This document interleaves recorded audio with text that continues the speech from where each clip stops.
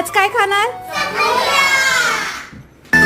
छन छन पैंजण चांदीचा कमरबंद, खनखन बागड्यांचा हिरवा पिवळा रंग, लावणी केसात गजरा पांढरा आणि शुभ्र, दिसते इतकी सुंदर कोणीही होईन दंग.